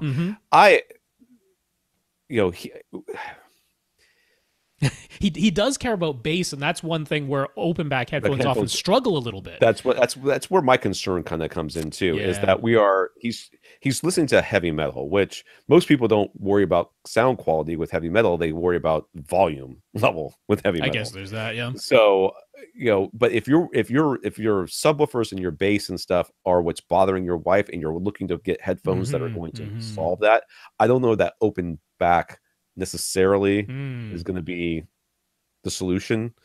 I mean, you should try it. No matter what, I think you should try it. But I would definitely have a good return policy wherever I bought these headphones from. Well, that's it. I mean, again, with headphones, it's even tougher because it can be a very personal preference thing. Right. I mean, to stick to this one question beginning, I do think there is, in a very general sense, often a difference between closed back and open back, but anything can be engineered around. You can make open back headphones that have strong bass. You can make closed back headphones that have wide open imaging and great sound staging. This is my problem with this whole idea that open back headphones are by design better. I think that open back headphones are that's only given to designs that are expensive. No one makes a cheap open back headphone. It doesn't exist. But closed back headphones are every price point. Right. So therefore, you're like, oh, every open back I've heard has been better than, has been very good quality. Therefore, all open backs are good. I don't think that's the case. I think the case is no one's going to sell an open back headphone for $25. Well, it's also no one's going to sell an open back headphone for mostly portable purposes because everyone can hear what you're listening to. Yeah, exactly. And you can hear everything around you because it's not blocking the sound very much at all from getting into you. So typically open back headphones are only sold to people who are critically listening at home, because that's the only environment where it really makes sense. Where you have acquired an environment that isn't bothering you and you aren't bothering other people, which fewer and fewer people seem to even care about bothering other people out in public. But nonetheless, that's still now that they just hold the phone up to their ear and with their music playing. People just play it out of the speaker. I'm like, they came with crappy headphones, but they came with headphones. Your phone came with headphones. Bring them, plug them in, use them. Or they're people all wireless now. Speakerphone in the bathroom. Those are my favorite. Yeah. But in any case, he wants even better imaging, better soundstage, better delineation, clearer, more realistic than the Sennheiser Momentums, which I agree are already quite good. Right. So overall, it's just a matter of you want higher-end headphones. They very well might end up being open back because a lot of higher-end headphones just are. Yeah. But I wouldn't completely constrict myself just to that. It's going to end up kind of being a byproduct is more or less the answer. Yeah. So his music source is mostly Spotify Premium since it's so convenient, but it's 320 kilobits per second, not lossless. So do audiophile headphones still make sense? Well, if it's true MP3 320, you're not going to really be able to hear. You're not going to be able to hear the difference between that. I can't hear a difference. And that's on my $530 in-ear monitors that are completely blocking out the world. I can't tell a difference. And let's be honest here, dude. As a heavy metal listener, you probably have some hearing loss anyways. So I don't know. I'd sweat the details on that one. Now, no, I think 320 kilobit is absolutely fine. Yeah. Absolutely, they're crushing it down to like 92 or 98 or whatever it is. Sure, yes. Even 128, if you're getting into real critical listening, you could make the argument it's possible. Well, and I mostly, to your point, I would mostly notice that in the bass anyways. All of a sudden, the bass and the hi-hats sound like, what is that tink sound? That's the hi-hat? Really? That's right. Tink? That's what we're going with? Whether they hitting on a garbage can lid? All right, so he trusts Sennheiser, but he isn't opposed to other brands. A big issue for him is that the closest store with a decent selection of headphones is 3 hours away in Melbourne. He must be in Australia. He must be. Or Florida, because there's a Melbourne in Florida too. So he's relying a lot on reviews and our opinions. So now that we know a bit more about what he's looking for, should we be considering something other than Sennheiser's, the HD599s or 600s? I mean, Audyssey is why are you not looking at planar magnetics to begin with? Those are sort of like the poster child of high-end open back imaging, sound stage. I mean, the whole 9 yards. So planar magnetics are sort of the new hotness, and they have been for quite some time. I don't know why you're not looking at that. And when you want planar magnetics that do deliver some good bass, Audyssey is the place to go. That is the top choice. The unfortunate side of it is they ain't cheap. They ain't cheap these other the Sennheisers aren't cheap either. Aren't they in like the $400 or $500 range? Well, I mean, the HD599s are quite affordable, but given everything that you have described now, I'm not going to say those are my absolute top choice. Those were my 100% top choice when I was thinking maybe this is about TV and movies. I just can't play my whole system. I want something really comfortable that sounds really good and clear for watching TV and movies. And the HD599s being driven by an AV receiver, I'm all over that. But this is much more about critical listening, even though it's mostly heavy metal, but it's critical listening for him. Right. And he still wants the full frequency range and good build quality and all that stuff. I'm like, okay, now I kind of see where you're getting. And yeah, I mean, the LCD2 Classic from Audyssey, which go for $800. That's more expensive than either of the Sennheisers. That's cheap for their line, though. for them, that's quite affordable and really nice build quality on those. That would be probably my top choice here. Now, if you want something, it's got to be slightly more affordable. You can go to Wirecutter. You can go to Brent Butterworth, both of which are fans of HiFiMan and the HE400 series, which is a little bit more affordable for a planar magnetic. They actually came up with an interesting thing where they only do the electronics on one side of the planar magnetic driver instead of both sides, like most planar magnetics are. So saves them a little bit of money doing that. Now, the HE400 series is kind of interesting because there was the original HE400s, then they did the HE400S, and then they did the HE400i. So it makes no sense, but the I is the most modern and the most sort of like up-to-date and widest frequency response. With each iteration, they got a little bit wider in the frequency response, a little bit lower in the bass, a little bit clearer in the treble, and not quite as... the original HE400 sounded quite bright because they basically emphasized 4 to 8 kilohertz and then dropped off. And now there's better, more linear extension. Those are in the under $500 price range, about $450 for the 400i's. Brent Butterworth likes those a lot, but HiFiMan has introduced a brand new pair at the $500 price point that they call, Sundara, I believe. Sundara, yeah, it's $499. Yeah. And those now have the widest frequency response out of all of them, including significantly deeper bass extension. Now, these are not bass headphones by any description, but they are described as having nicely extended and linear bass response, which means you could apply some EQ to it. You could apply some, bass tone control if they're just not giving you enough bass inherently, but they have the extension to at least play back whatever you're feeding into them. Plus, the HiFiMan headphones are easier to drive, which, if you're going to be powering them directly off of your Yamaha AV receiver, not a bad idea at all. So the LCD2 Classic personally would probably be my top choice, given that I think bass is a consideration, and those out of the planar magnetic headphones, I like those when bass is a top consideration, but don't completely overlook the HiFiMan. If you need this lower price point, easier to drive, the Sundara could be a top consideration. I think between those two. Yeah. Okay. Those Sundaras look pretty good. I've never seen those before. So does his... You already answered this one. No, you didn't. Does his Yamaha RX A2070 have a separate headphone amp, or is it just repurposing 2 of its normal speaker amp channels when headphones are plugged in? And I do not know.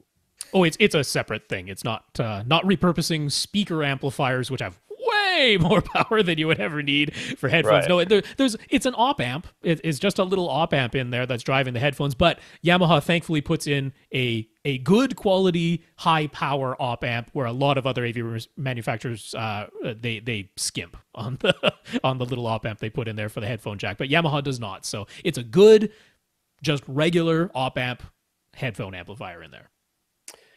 All right, Infinite Gary. Even though Gary hasn't been 100% happy with any of his OLED TVs when they're head-to-head with contemporary LCD TVs, he says it's game over and the OLEDs clearly look better to him. I'm going to start selling OLEDs because I keep stumbling over that stupid acronym. Yeah. OLED is fine by me.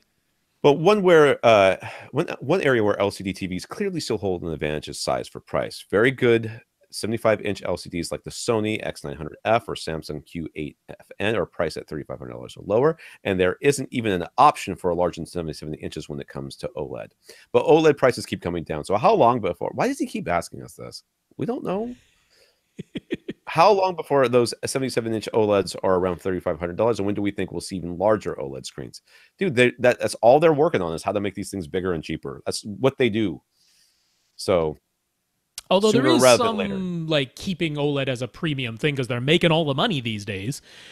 So yeah, but that's never going to last. and invariably, somebody will come out with something that they're like, "Oh my god, we got to start selling these things before this new tech, before as we're trying to integrate whatever new technology that we can't do right now because 8K OLEDs don't exist, and what are we going to do?" And blah blah blah. So I mean, when are we going to see a larger size than 77? We're gonna see it next year. Because they've already announced they're going to be bringing out 8K OLEDs at the end of 2019. Right. We know that 88-inch OLED, I mean, they already built the thing. It's coming. They built the plant so that they could make that size. None of that is coincidence. So it's not going to be $3,500. That's for sure. No, the 88-inch 8K OLED is not going to be $3,500. That is going to be Let's make some predictions. What do you think? $3,500 for 77? No. What do you think for that 88-inch? How much is that 88-inch? How much is the 88-inch 8K going to be? I say 25 grand. Yeah, let's see. Like Sony's 100-inch LCD was 60,000, now 50,000. I think it'll be below that. Samsung's 85-inch 8K LCD was surprisingly more affordable at $15,000 than we thought, so it'll definitely be more than 15,000. Yeah, I think it'll be less than 50,000. Yeah, I think they'll still charge a premium. I'm going to say 30,000. All right, if it goes between 30 and 25, then we both win. Yeah, we are. That's our predictions there. But $3,500 for a 77-inch OLED. Now, I mean, a lot of 65-inch OLEDs are $3,500 right now. A lot of them are. Right. From not just from LG, but from Sony and other manufacturers, Philips and Panasonic in Europe, and that are right around $3,500 for the 65-incher. Now the 77-incher, when it came out, the C8 77-incher came out at the beginning of this year, at the beginning of 2018. It was $9,000. It quickly dropped to $8,000. It is now $7,000 MSRP, and you can find them for $5,500. There are people selling them for $5,500, brand new for the 77-incher. So the price erosion on that 77-inch C8 was quite rapid, I think. I mean, from $9,000 to $5,500 in 1 year. I still think we're looking at least a year or two before we see that. $3,500 is a big jump down for 77 inches. I don't think it'll be next year. I don't think it'll be 2020. Maybe 2021. I think it depends on how fast 8K starts hitting. Yeah, because they're going to do 77-inch 8Ks, aren't they? So they can keep the price higher. Yeah, that's what they're going to do. Getting a 4K 77-inch might not even be a thing you can do in a couple of years. So we'll see. Maybe. James, this is our last question. James has his theater in one room, and then next door he has a room dedicated to his flight simulator. That's a house. That's awesome. I would like that. I would also like to not have children so that I could do that. I mean, I know that James. I don't know if James has kids or not, but I need to not have kids in order for me to have a game room like that. But when I do have a game room like that, it's not going to have a flight simulator in it, though, that's for sure. He's noticed that when his subwoofer is playing, with nice full pressurization in his theater, the bass is actually even louder just on the other side of the door in his flight simulator room. So could there ever be a situation where you purposely have a primary subwoofer in your theater and a secondary sub on the other side of a closed door? What about just 2 adjoining rooms? Might it ever be a good idea to put 1 subwoofer in each? Well, okay, so you're talking about loudness, and we've addressed this before when we talk about I talk about my friend's house. How his, you're in his theater area, and the sub sounds kind of normal, and you go to the bathroom, and it sounds like you're inside the sub. These sorts of things happen. But what you're kind of almost sort of describing is an infinite baffle sub. So putting a subwoofer in a room and then using the door as a resonator. As a resonator is what exactly was what's happening here. Is a passive resonator. It really does sound like that's what's happening with this door. I mean, it sounds like the door itself is activating enough that it is generating sound on the other side there. Yeah. Could you do that? Yes. Would it be easy to predict how that would affect your room? No. I'm betting your resonating door is not providing linear frequency response. That's Well, not only that, but I mean, I mean, could you just imagine that, like, you have to now have 3 rooms dedicated to theater, and 2 of them have nothing but subwoofers in them. I mean, I guess if you put your whole doorway on like a rubber surround, so it out like an actual passive radiator. But I mean, what he's describing is exactly why for like super high-end dedicated theater builds, you have like an airlock system, right? You have 2 doors separated by some airspace with insulation between those 2 doors. So you open one door and you see a big padded space, and then you reach across and open the other door to go through it. It's kind of like that airlock system. This is exactly why. It's to prevent this, in terms of sound isolation, having any of this sound on the other side of the closed door. That isn't exactly what most people want when they want the room outside of the theater to be silent.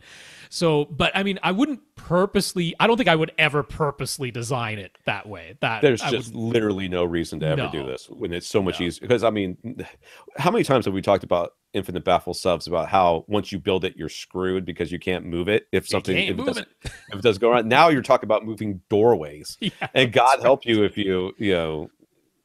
if you change the carpet and suddenly the height of the carpet is different, and that lets more or less air be able to go underneath the door. Now suddenly your subwoofer door it no longer resonates the way it was before. What if it's just 2 adjoining spaces without a door closing them off? I mean, kind of going back to that open doorway thing. Now, I mean, what you have to get your mind around is that you don't have 2 adjoining rooms. You just have 1 space. You have a space, You have a space. And so in that case, having your 2 subwoofers, and I purposely included his words of primary and secondary sub, because it isn't. You have 1 subwoofer in 2 pieces or 4 pieces. Right. That's the way to think of it. They are playing in unison. They're playing in mono. They're just in separate pieces that you can place in different positions around your room, or if you're thinking of it as 2 adjoining rooms, in 2 rooms. But it's just 1 space, and it is just 1 sub that happens to be in multiple pieces in multiple places. But that's sort of the way to think of it. So it would absolutely make sense if you've got, I mean, we talk about it all the time, the open concept room, or I've got my living room, but it's completely open to the dining room and the kitchen next to it. That's all 1 space. And in fact, we've sometimes joked about, ideally, you would have a sub in the kitchen, because that would get the 2 subs across the space from each other, as opposed to just across the designated theater area. So let's pretend you had 3 bedrooms side by side with the doors in between them, right? The doors were right across the room from each other. I guess that doesn't really matter, but let's pretend that they are right in the middle of the side walls of the middle room. So, and those doorways don't have doors in them. It's just openings, right? Yeah. So if you put 1 sub, you wouldn't, you could put 1 sub in the middle of your front wall and your back wall in your theater area if your theater area was in the middle. Yeah. But if your theater area was in either of the 2 side rooms, you would still want to put your subs at the front wall and back wall of the middle room. Okay. Or you could put them on the middle of the 2 side walls, one in the far left room, one in the far right room, or in the opposing corners in the far left and right rooms. That's kind of true. Yeah, it's mathematically that's where it should work. Room. Yeah, and I know that doesn't make sense when you think about it, but when you're kind of envisioning, and when it is open really doorways and not literally no wall at all, the wave pattern does change somewhat as it goes through that doorway and propagates out and makes different wave patterns. But mathematically speaking, we're talking about midpoints of walls in rectangular spaces. That's what we're talking about. Yeah. So yeah, I wouldn't put it on the opposite side of a closed door and try to use that as my passive radiator. Nope. Purposely, I would never do that. It might be a byproduct of something, but that would not be my design. No. All right. Well, that's it for this week. Let's thank our listeners for the week. We're going to thank Daniel and James for going to www.avrant.com and clicking on the Buy Us a Cup of Coffee link and leaving us a PayPal donation. We also want to thank our 75 patrons, including Jeff, over at patreon.com. Yeah, so Daniel and James, thanks so much for those PayPal donations. James, thanks for being the trifecta donor there. So he is also a Patreon supporter, just like Jeff is, and our other 75 patrons at patreon.com/AVRant Podcast. James also talked us up to SVS, and then Jonathan talked us up to RBH. So we appreciate that too. Yeah. All right. Anything else? We're good? Yep. I think that's it. For anyone watching the YouTube video, we apologize for the way this turned out. Hopefully we'll have things sorted somehow by next week. Yeah, Windows. All right. For AVRant, I'm Tom Andry. And I'm Rob H. Now go out and listen to something.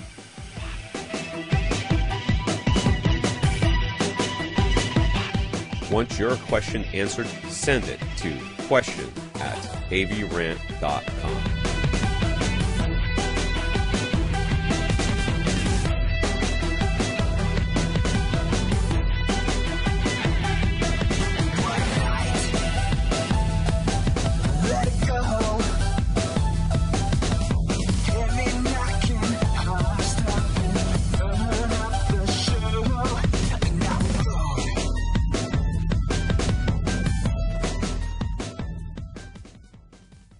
This is AVRant.